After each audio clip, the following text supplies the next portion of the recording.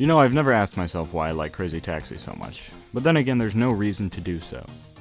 I started thinking about it during music class. Sorry, Handel, my notes about you are particularly limited from that day, but I think this is really how to perfect an arcade game, as well as how to put it on the console. And the basic gameplay goes as such. You're a taxi, you gotta pick people up and get them there.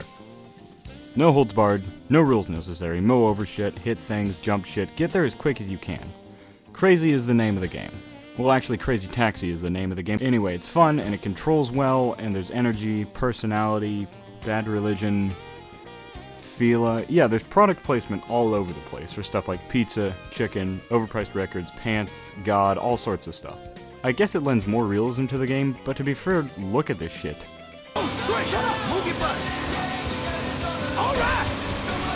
If that's not realistic, I don't know what is.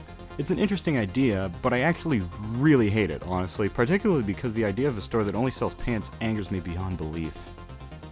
Typically I choose Gina or BD Joe because they really speak to me as a young rebellious man, and I don't think it matters who you choose. The game's got 4 legendary music tracks, including the one that goes, yeah, yeah, yeah, yeah, yeah.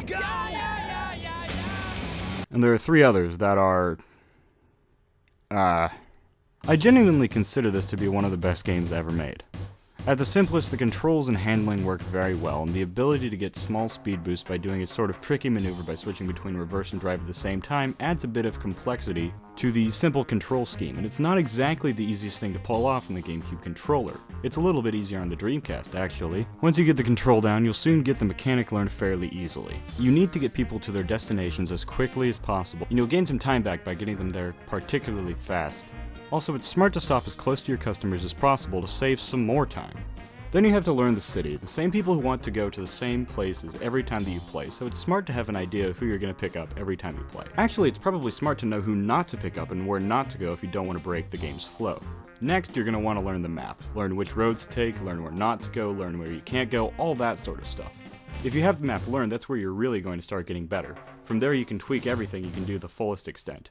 It's really perfect as an arcade game because if you're going to do it right, you're going to only see a lot of improvement in your game after about 5 or 6 attempts. But it's not frustrating in that way because the way that the game is set up always, barring a really terrible run, leads you to at least a couple small victories in each attempt.